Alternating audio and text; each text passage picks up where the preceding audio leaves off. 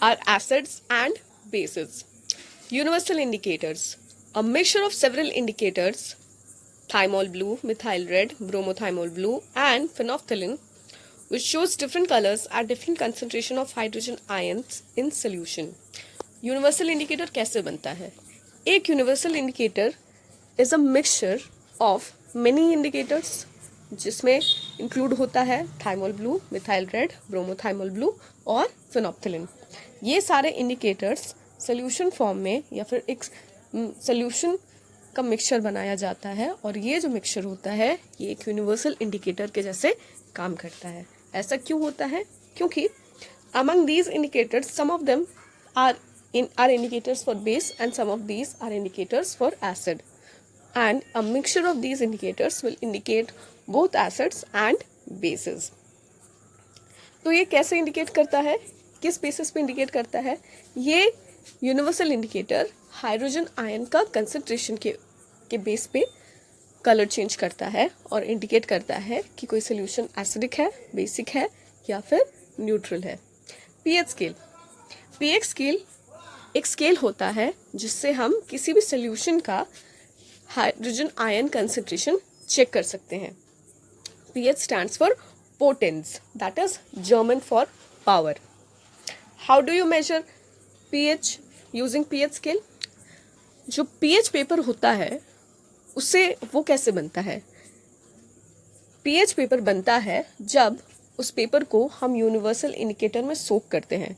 पहले उस पेपर को यूनिवर्सल इंडिकेटर में सोक किया जाता है, जिससे वो पेपर उस यूनिवर्सल इंडिकेटर को अब्जॉर्ब कर लेता है. उसके बाद उस पेपर को ड्राई किया जाता है, and after drying this paper is ready to be used as a pH paper.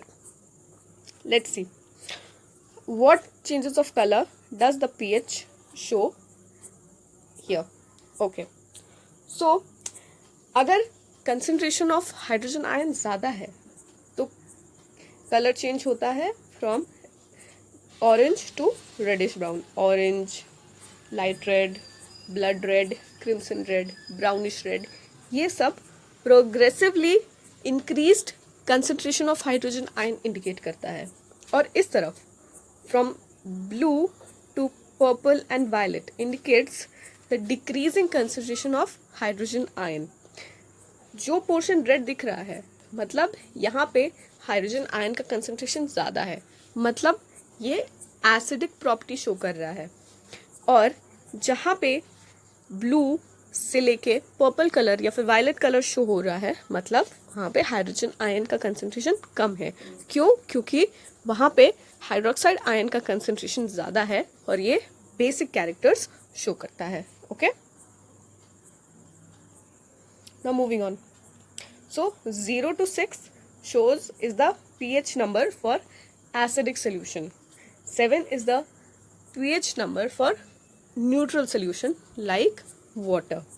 From 8 to 14 is the pH value of basic or alkaline solutions.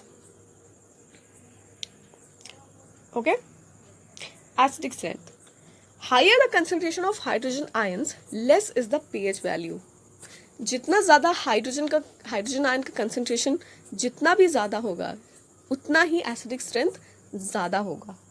Means अगर pH वैल्यू 0 हुआ मतलब it has the highest concentration of hydrogen ions and that is why it has the highest acidic strength. Why? क्योंकि यहाँ पे जो acid है ये completely dissociate हो चुका है हाइड्रोजन आयंस में, जिसकी वजह से सोल्यूशन में हाइड्रोजन आयंस का कंसंट्रेशन ज़्यादा है. सो अगर 7 से लेके 0 तक, if the value of pH is lower than 7 और 0 के बीच जितना भी pH वैल्यू होगा वो इंडिकेट करेगा एसिडिक कैरेक्टर. ओके, और if the pH value is 6, if the pH value is 5, 4, 3, 2, 1 मतलब एसिडिक स्ट्रेंथ इंक्रीज कर रहा है. Okay, 6 will have more acidic strength than 7. 5 will have more acidic strength than 6, 4 will have more acidic strength than 5, 3 will have more acidic strength than 4, 2 will have more acidic strength than 3, 1 will have more acidic strength than 2, and 0 will have more acidic strength than 1. Okay? Basic strength. Higher the concentration of hydroxide ions, more is the pH value. 7 से ऊपर जितना भी pH value होगा, मतलब यहाँ पे hydroxide ions का concentration ज़्यादा होगा और हाइड्रोजन आयन का कंसंट्रेशन कम होगा. अगर हाइड्रोक्साइड आयंस का कंसंट्रेशन ज़्यादा होगा मतलब बेसिक कैरेक्टर, अल्कलाइन कैरेक्टर ज़्यादा होगा. ओके, फॉर एग्जाम्पल, अगर if the pH value is 8, then more hydroxide ions will be present. So 7 से 8 का बेसिक स्ट्रेंथ ज़्यादा होगा, 9 का बेसिक स्ट्रेंथ 8 से ज़्यादा होगा, 10 का बेसिक स्ट्रेंथ 9 से ज़्यादा होगा, 11 का बेसिक स्ट्रेंथ 10 से ज़्यादा होगा, 12 का बेसिक स्ट्रेंथ 11 से ज़्यादा होगा, 13 का बेसिक स्ट्रेंथ 12 से ज़्यादा होगा और 14 का बेसिक स्ट्रेंथ सबसे ज़्यादा होगा. Here, look here. Higher the concentration of hydrogen ion, 6, 5, 4, 3, 2, 1, 0. जितना ascending order में जितना भी जा रहा है, ascending और descending order में जितना भी numbers है, pH value जितना ज़्यादा decrease हो रहा है उतना ही ज़्यादा उसका हाइड्रोजन आयन का concentration ज़्यादा हो रहा है. और इस तरफ 7 के बाद जितना भी pH वैल्यू इंक्रीज हो रहा है, बेसिक स्ट्रेंथ उतना ही ज़्यादा इंक्रीज हो रहा है. So why does it happen? ऐसा क्यों होता है?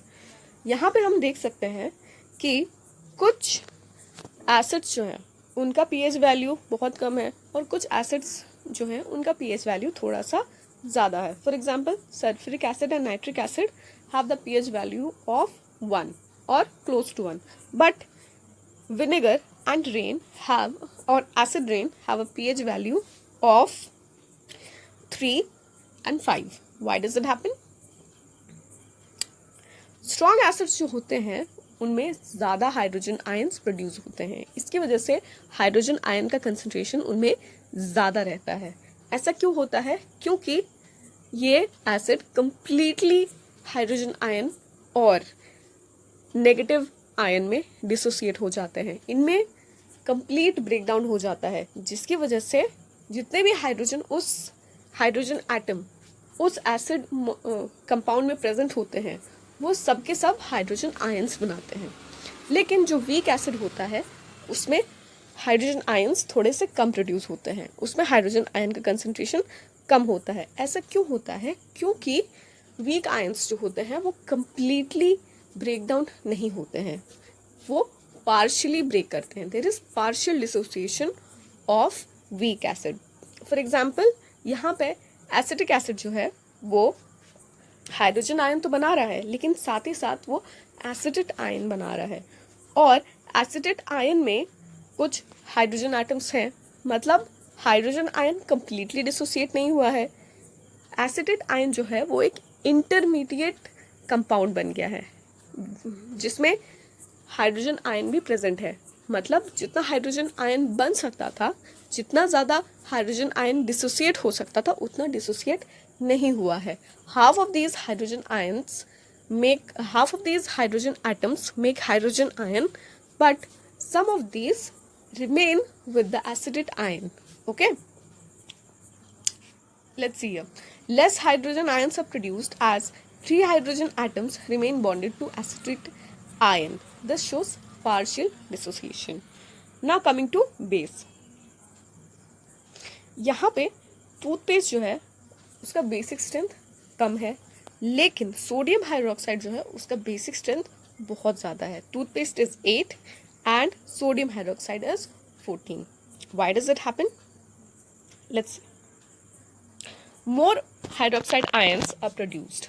सोडियम हाइड्रोक्साइड जब ब्रेक डाउन करता है, जब डिसोसिएट होता है, तो वो सोडियम आयंस और हाइड्रोक्साइड आयंस में कंप्लीटली ब्रेक डाउन हो जाता है.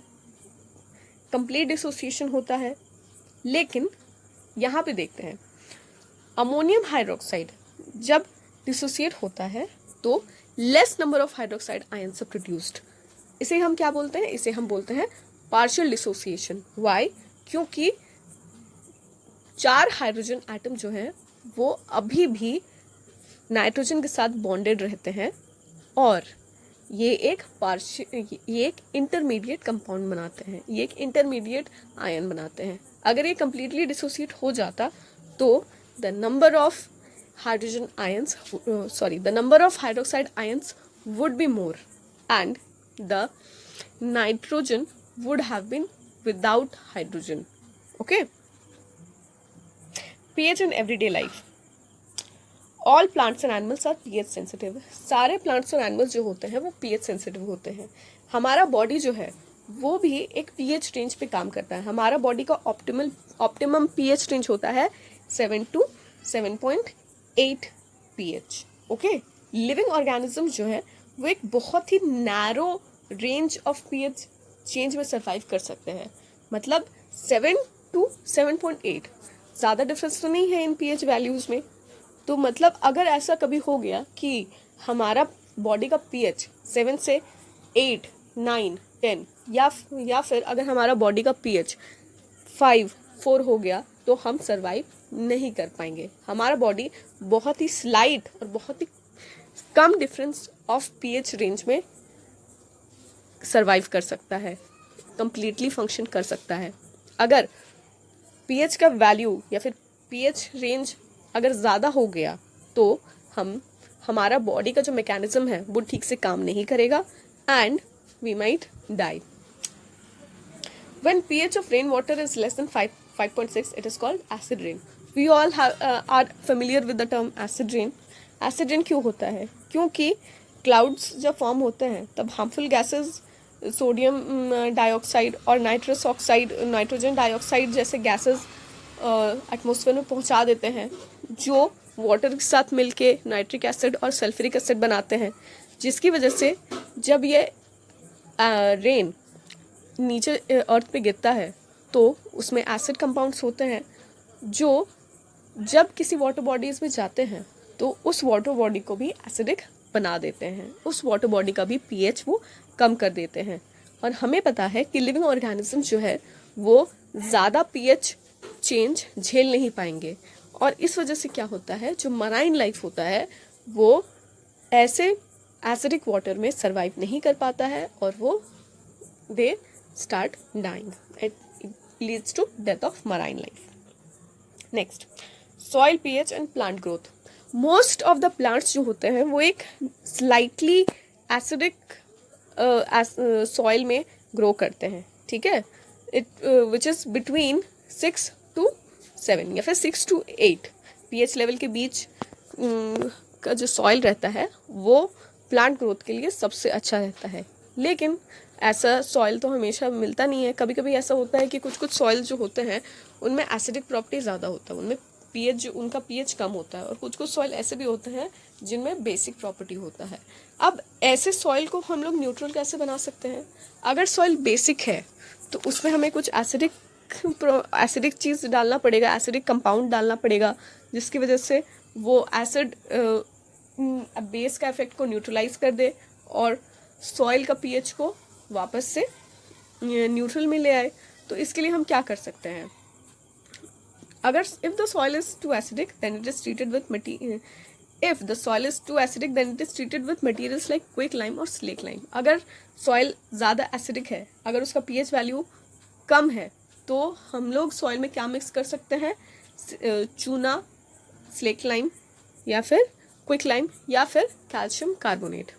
अगर सॉइल बेसिक है या फिर अल्कलाइन है तो फिर हम उसमें ऑर्गेनिक मैटर डाल के उसको न्यूट्रलाइज कर सकते हैं, ठीक है? जितना भी ऑर्गेनिक मैटर होता है, फॉर एग्जांपल मेन्योर जो होता है, they all are slightly acidic. Even cow dung जो होता है वो भी, उसका भी pH जो होता है वो न्यूट्रल से थोड़ा सा कम रहता है। pH in our digestive system. We all know that हमारे स्टमक में गैस्ट्रिक जूसेस सिक्रीट होते हैं, और गैस्ट्रिक जूसेस में एक गैस्ट्रिक एसिड भी होता है जिसे विच इज़ हाइड्रोक्लोरिक एसिड। अब जो हाइड्रोक्लोरिक एसिड है ये तो काफ़ी करोसिव है, काफ़ी स्ट्रॉन्ग एसिड है, तो हमारा जो स्टमक है वो इस करोसिव इफेक्ट से कैसे बचता है? हमारे स्टमक में एक म्यूकस लाइनिंग होता है, ठीक है, और ये जो म्यूकस एपिथेलियम है ये एसिड का इफेक्ट को न्यूट्रलाइज कर देता है, ठीक है, जिसकी वजह से हमारा जो स्टमक है उसको ये एसिड कोई हार्म नहीं पहुंचा सकता है। लेकिन कभी कभी क्या होता है कि अगर हम लोग ज़्यादा रिच खाना खा लेते हैं तो हमारे बॉडी में ज़्यादा एसिड सिक्रीट हो जाता है, और इस एसिड को म्यूकस एपिथेलियम जो है वो न्यूट्रलाइज नहीं कर पाता है, जिसकी वजह से हमारे स्टमक लाइनिंग को ये हार्म करता है, और हमारे स्टमक लाइनिंग में इरिटेशन होने लगता है, और इससे क्या होता है? इंडाइजेशन या फिर gas. Excess acid in the stomach causes indigestion, this causes pain and irritation. तो अगर किसी को इंडाइजेशन होता है तो उसको क्या दिया जाता है, उसको क्या लेने के लिए बोला जाता है? उसको दिया जाता है बेसिस, जैसे लाइक एंटासिड्स। कभी भी अगर तुम्हारे फैमिली में या फिर तुम्हें ही कभी एसिडिटी हुआ हो तो फिर सब you might have taken antacids, and what are these antacids made up of? Antacids are made up of bases like magnesium hydroxide and baking soda, okay. ये बेस क्या करते हैं? ये बेस एसिड को न्यूट्रलाइज कर देते हैं, जिससे हमारे स्टमक को रिलीफ मिलता है और हमें इंडाइजेशन और एसिडिटी से रिलीफ होता है, ठीक है। Next, pH change as the cause of tooth decay. Tooth decay कब शुरू होता है? जब हम लोग बहुत ज़्यादा चॉकलेट्स खाते हैं, ज़्यादा शुगरी चीज़ खाते हैं, और हम ठीक से मुंह नहीं धोते हैं। ऐसा इसलिए होता है क्योंकि टूथ में जो बैक्टीरिया होता है दे आर स्वीट लविंग। ये बैक्टीरिया क्या करते हैं? इनको जितना ज़्यादा स्वीट थिंग्स मिलता है वो उतना ज़्यादा उसको खाते हैं, and as a waste product वो क्या बनाते हैं? वो बनाते हैं एसिड। जितना ज़्यादा एसिड हमारे मुंह में बनेगा उतना ही मुंह का पीएच लेवल गिर जाएगा, उतना ही मुंह का पीएच लेवल कम हो जाएगा, और जब मुंह का पीएच लेवल 5.5 पहुंच जाएगा तो हमारा जो टूथ इनामल है which is the strongest part और which is the hardest part of our body, वो कोरोड होने लगेगा, ठीक है। अब जब ये कोरोड होने लगेगा तब क्या होगा? हमारा टीथ डिके होने लगेगा। अब टीथ डिके नहीं हो उसके लिए हम क्या कर सकते हैं? उसके लिए हम अच्छे से मुंह धो सकते हैं। सेकेंड थिंग, हम अपना मुंह ठीक से टूथपेस्ट से ब्रश, हम लोग अपना मुंह अच्छे से टूथपेस्ट से ब्रश कर सकते हैं, ठीक है। टूथपेस्ट ही क्यों? तुम लोग यू माइट हैव, तो सबको तो वो ऐड तो पता ही है कोलगेट का। क्या तुम्हारे टूथपेस्ट में नमक है? अब अगर नमक है तो यहाँ पे ये तो नहीं है कि NaCl ही होगा, दूसरा भी नमक हो सकता है, और नमक और जो भी बेसिक सॉल्ट होते हैं वो प्रेजेंट रहते हैं टूथपेस्ट में। अब टूथपेस्ट कुछ बहुत सारे टूथपेस्ट में फ्लोरीन भी होता है, and fluorine is basic, okay. और ये जो टूथपेस्ट है, ये जो बेसिक टूथपेस्ट है, ये एक्सेस एसिड को न्यूट्रलाइज कर देते हैं और टूथ को डिके होने से बचा लेते हैं, अब तुम्हारे दांत को सड़ने से बचा लेते हैं।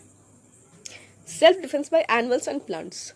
बहुत सारे लोगों ने तो कुछ लोगों को तो कभी ना कभी मधुमक्खी ने काटा ही होगा। अगर मधुमक्खी ने डंक नहीं मारा है तो फिर चींटी ने तो काटा ही होगा। अब जब चींटी या मधुमक्खी जब डंक मारती है फिर काटती है तो क्या होता है? इरिटेशन होता है, और थोड़ा देर बाद वो जगह फूल जाता है। ऐसा क्यों होता है? क्योंकि मधुमक्खी और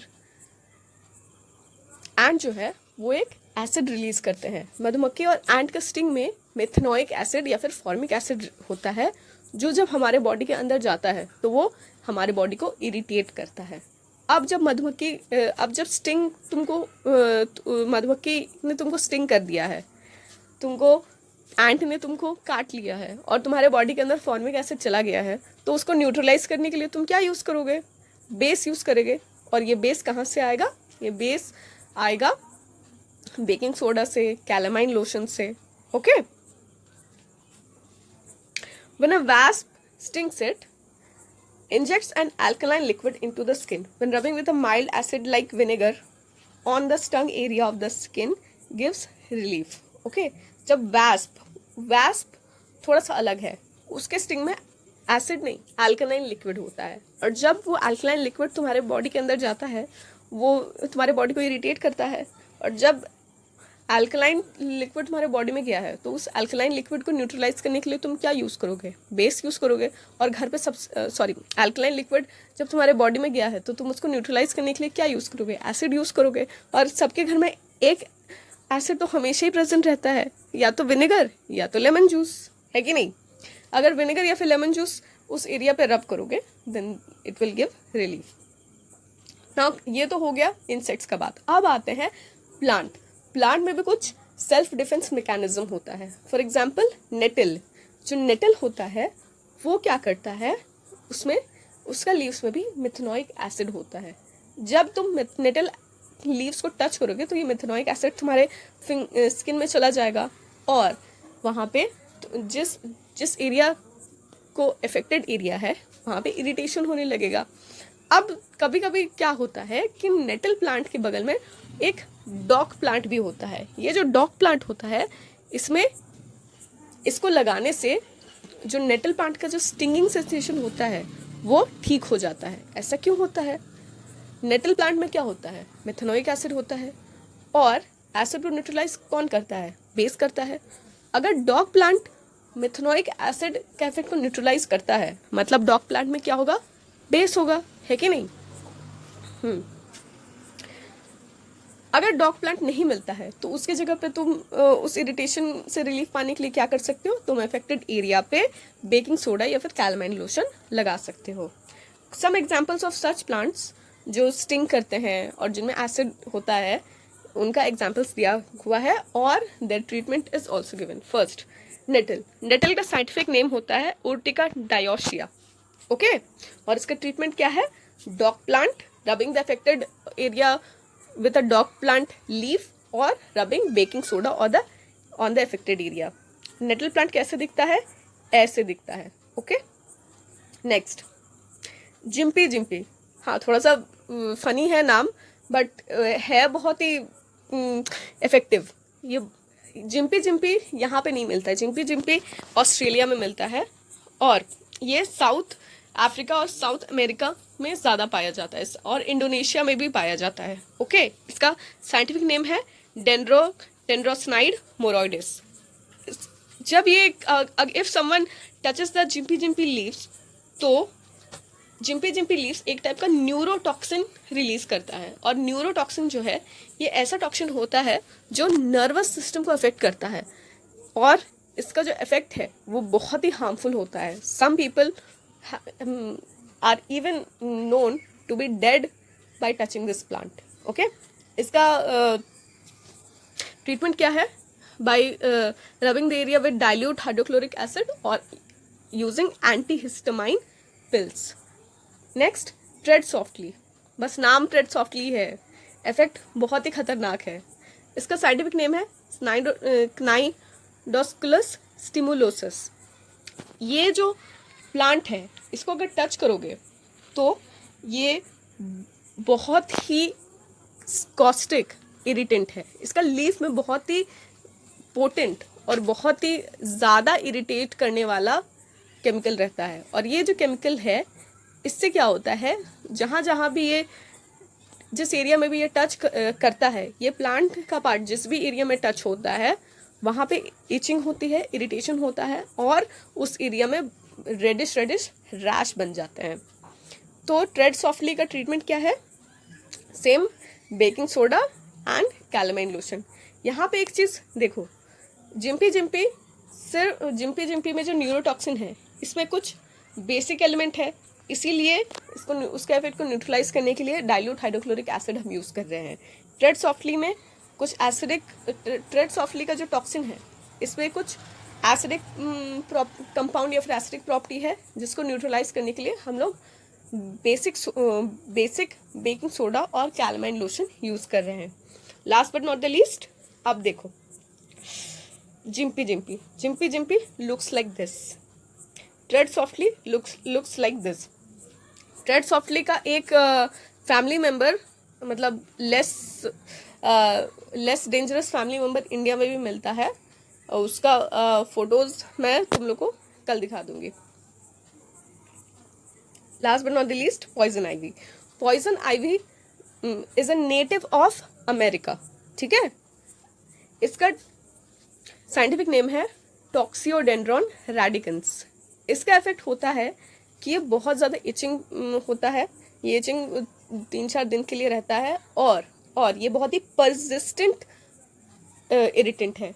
क्यों परसिस्टेंट? क्योंकि अगर ये प्लांट कपड़े में भी लग गया, ये किसी भी, अगर ये कपड़े में भी लग गया और ये कपड़ा तुमने छू लिया, तो भी इसका जो केमिकल है वो तुम्हारे स्किन तक पहुंच जाएगा, और ये सेकेंडरी कॉन्टैक्ट से इरिटेशन तुम्हारे बॉडी में कर सकता है, ठीक है। तुमने डायरेक्टली इस प्लांट को टच नहीं किया, लेकिन तुम्हारा जो कपड़ा है वो इस प्लांट से टच हो गया है और तुमने उस कपड़े को टच कर लिया, तो भी तुम you will suffer from irritation.